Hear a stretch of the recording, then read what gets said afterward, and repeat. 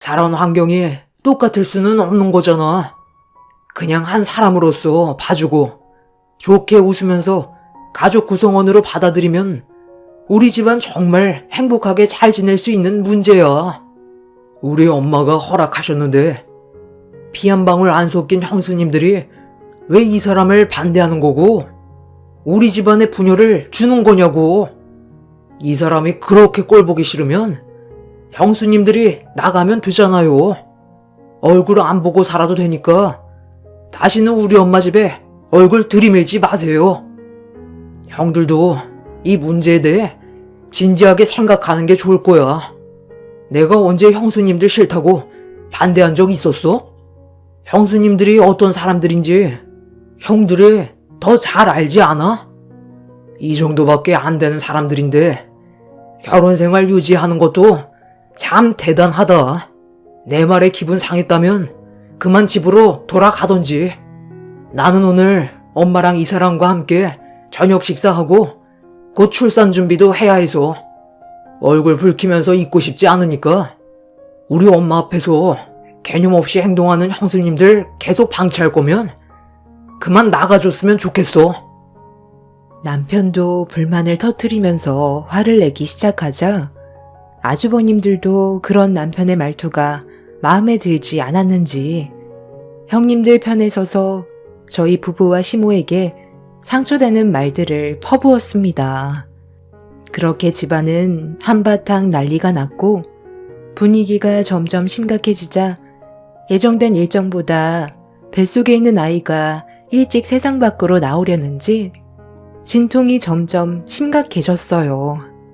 뭔가 느낌이 좋지 않아 흥분한 남편과 시모를 붙잡으며 고통스러워하던 순간 갑자기 양수가 터지면서 엄청난 진통이 동반이 되었습니다. 그런데 남편과 시모는 예정보다 일찍 출산이 시작이 되자 서둘러 119에 전화해 도움을 요청했고 진통으로 인해 혼절 직전의 상황까지 오게 되자 시모가 방에서 급하게 이불을 가지고 나와 저를 바닥에 눕혔어요.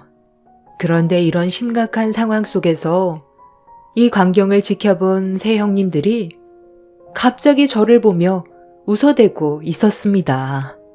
셋째 형님은 친정도 없는 게 병문안 누가 가냐면서 태어날 아이가 불쌍하다며 심각한 와중에 막말을 퍼붓는데 첫째, 둘째 형님도 셋째 형님의 말에 동조하면서 고통스러워하는 모습을 보며 웃고 있었어요.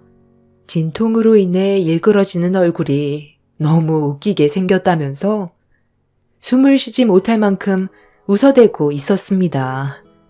시모는 그런 세 형님들의 행동에 화가 머리끝까지 올라왔는지 저를 살펴주시다가 자리에서 일어나 형님들의 얼굴에 차례대로 손을 올려 붙였어요. 지금 막내 며느리가 양수가 터져 위급한 상황인데 웃음이 나와? 너희들한테 문제가 생겼는데 내가 그 앞에서 웃으면 기분이 좋겠어? 어떻게 된 게 셋 다 똑같이 행동하는 거야? 도와주기는커녕 웃고 있어? 꼴보기 싫으니까 당장들 나가. 이 시간 이후로 내 앞에 나타나면 그땐 가만두지 않을 거다. 웃긴 걸 억지로 참을 수는 없잖아요. 막내 동서 얼굴 표정을 보세요. 저 모습을 보고도 어떻게 웃음이 안 나올 수가 있겠어요? 누군 뭐 애 안 낳아봤어요? 너무 오버하는 것 같으니까 웃음이 절로 나오는 걸 어떡해요? 저희도 앞으로 어머님 댁에 올 생각 없어요. 누구는 좋아서 온 줄 아세요? 장례식장에 발도 들일 생각 없으니까 걱정 마시고 그렇게 아끼시는 막내 동서나 챙기세요. 여보, 집에 가게 짐 챙겨. 세 형님들은 진통으로 고통스러워하는 저를 보며 웃음을 참지 못했고 그렇게 짐을 챙겨 각자 집으로 돌아갔어요. 그리고 뒤이어 구급차가 도착해 응급실로 향할 수 있었습니다. 다행히도 뱃속에 있는 아이는 무사히 세상 밖으로 나올 수 있었어요. 응급실에서 출산한 뒤 겨우 정신을 차리자 남편과 시모는 고생했다며 어려운 상황 속에서도 침착하게 출산에만 집중한 저에게 대단하다면서 좋은 말을 아끼지 않았습니다. 태어난 아이의 얼굴을 보게 되니 몇 시간 전까지만 해도 안 좋은 일들이 한꺼번에 몰려왔었는데 그 모든 상황들을 잊어버릴 수 있을 만큼 태어난 아이가 저에게 주는 행복이 훨씬 더 컸어요.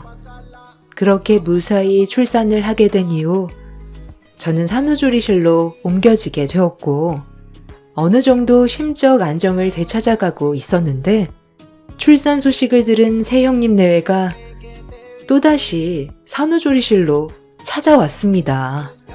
시모와 남편이 들어오지 말라고 얼굴을 붉혔지만 새형님들은 할 말이 있다면서 무작정 머리를 밀며 안으로 들어왔어요. 아직 할 말이 남아있어서 잠깐 온 것뿐이니까 용건만 간단히 하고 갈게요. 저희들한테 나눠줄 재산 언제 주실 거예요? 그이가 하는 사업에 자금이 원활하지 않아서 여유 자금이 필요한데 어차피 주실 거 미리 땡겨 주세요. 그렇게 해줄 순 있잖아요. 어머님 세상 떠나면 그 돈 각자 형제들이 나눠 가실 텐데 그 전에 직접 주는 게 어때요? 아무리 생각해도 이건 아닌 것 같아서요. 동서들도 저랑 같은 생각을 가지고 있고요. 그렇게 해줄 수 있는 거죠? 내가 왜 너희들한테 재산을 넘겨주니? 나는 너희들이 한 행동에 대해 너무 큰 실망을 했기 때문에 내가 가지고 있는 재산 넘겨줄 생각 조금도 없다. 어머머머, 그건 말이 안 되죠. 막내 동서만 시집 오지 않았다면 이런 일은 생기지 않았을 거라고요. 이 문제가 저희 탓만 있는 건 아니잖아요. 공평하게 행동하셔야죠. 저희가 요즘 상황이 많이 어려워요. 사업 자금이 원활하지 않아서 여유 자금이 많이 부족한데 어머니가 도와주시겠다고 하셨던 거 도와주시면 안 돼요? 그건 네 사정이지. 왜 엄마한테 도와달라는 거야? 좀 전에 어떤 일이 있었는지 알면서 돈 얘기가 나오니? 쓸데없는 말 하지 말고 안정을 취해야 하니까 당장들 나가. 아, 진짜. 이 말 입 밖으로 꺼내지 말라고 하도 해서 지금까지 참고 있었는데 정말 끝까지 이렇게 해야 되겠어요?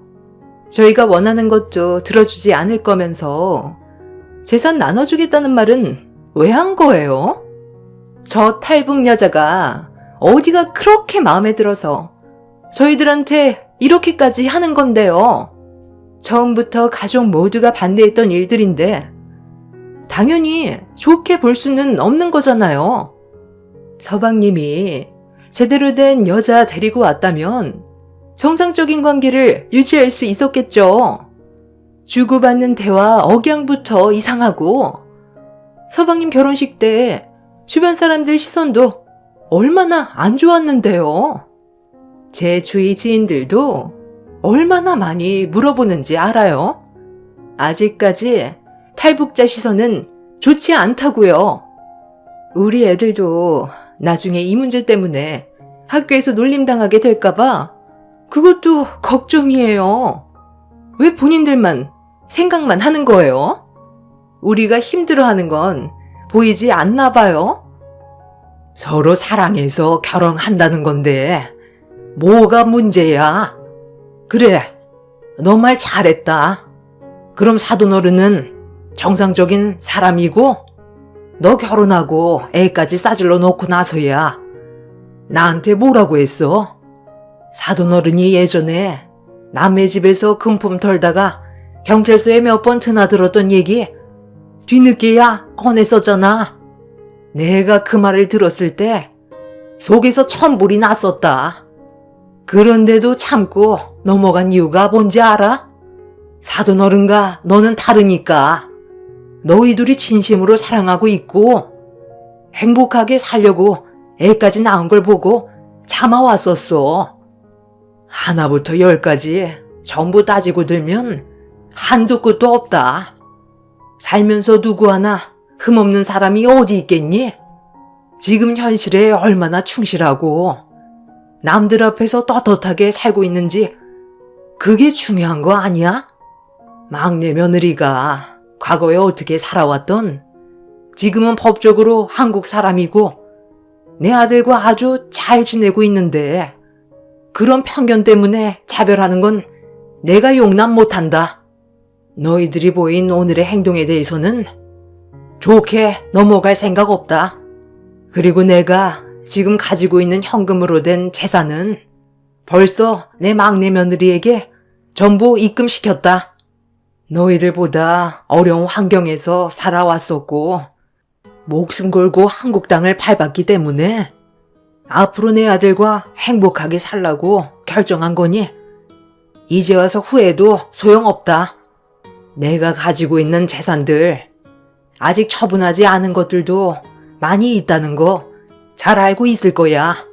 앞으로 너희들이 어떻게 하냐에 따라 내 재산이 가는 방향이 달라질 거다. 계속해서 내 앞에서 큰 소리 내봐. 누가 더 불이익인지 한번 해보라고. 나는 너희들 얼굴 안 보면 끝이야. 시모는 얼굴을 붉히면서 새형님 내외에게 분노를 했어요. 제 통장에 입금시킨 시모의 재산을 보여주는 순간 모두들 경악을 했고 말도 안 된다면서 불만을 터뜨리려 했지만 시모가 가지고 있는 재산이 아직 더 남아있다는 걸 알고 있는 새형님 내외는 그것들마저 가지지 못하게 될까봐 더는 아무 말도 하지 못하고 있었습니다. 제가 살아온 환경은 많이 다르지만 지금 현재 저는 한국 사람이고 남편과 행복하게 살아가기 위해 정말 많이 노력을 하고 있었지만 사람이 가지고 있는 편견이 저를 너무 많이 힘들게 했어요. 북에서 왔다는 이유 하나만으로 좋지 않은 시선으로 바라본 새형님들이 저를 너무 많이 힘들게 했어요. 저는 한국 땅을 밟기 위해 목숨을 내놓고 건너왔었지만 그때만 해도 더 나은 행복이 있을 거라는 희망 하나로 앞만 보며 달려왔었습니다. 그리고 남편을 만나 또 다른 삶을 살게 되었지만 저를 안 좋게 바라보는 시선들이 있다는 걸 생각하지는 못했었어요. 그래도 노력하면 좋은 관계 유지할 수 있을 줄 알았는데 사람 마음 쉽게 변하지는 않더라고요. 시모는 새형님 내외에게 실망을 많이 했는지 몇 달의 시간 동안 가지고 있는 재산 전부를 처분했고 일단 저희 부부를 데리고 현재 시이모님이 계시는 해외로 이주한 상태입니다. 한국 땅을 밟고 있는 한 새형님 내외가 제 발목을 계속 잡을 것 같다고 생각하셨는지 시모는 엄청난 결정을 내리셨어요. 그렇게 지금 현재 다른 나라에서 남편과 시모와 자리 잡아 살아가고 있는 중이고 스트레스 받을 일이 없다 보니 심적으로 많이 안정이 되어 있습니다. 새형님 내외는 시모의 돌발 행동에 대해 전혀 상상하지 못해서 많이 당황하고 있을 겁니다. 뒤늦게 저희가 해외로 떠났다는 걸 알게 됐을 테고 그때는 이미 늦어버린 상황이라 땅을 치며 후회를 하고 있겠죠. 사람이 살면 얼마나 살겠어요. 길어봤자 80년 인생 서로 얼굴 붉히며 사는 것보단 그래도 웃으면서 사는 게 좋을 텐데 제가 북에서 왔다는 이유 하나만으로 저지른 행동들은 저에게 너무 큰 아픔을 남겨주었네요. 과거가 어찌되었든 현재가 중요하니 앞으로 남은 시간 이 세상에 태어난 제 아이와 그리고 저를 친달처럼 아껴주신 시모와 하나뿐인 남편과 행복한 삶을 살아가고 싶어요. 또 다른 시작이 펼쳐지고 있는 지금, 이 시점에 한국 일자로 명절이 코앞이라 작년에 있었던 일들에 대해 몇 자 적어 봤습니다.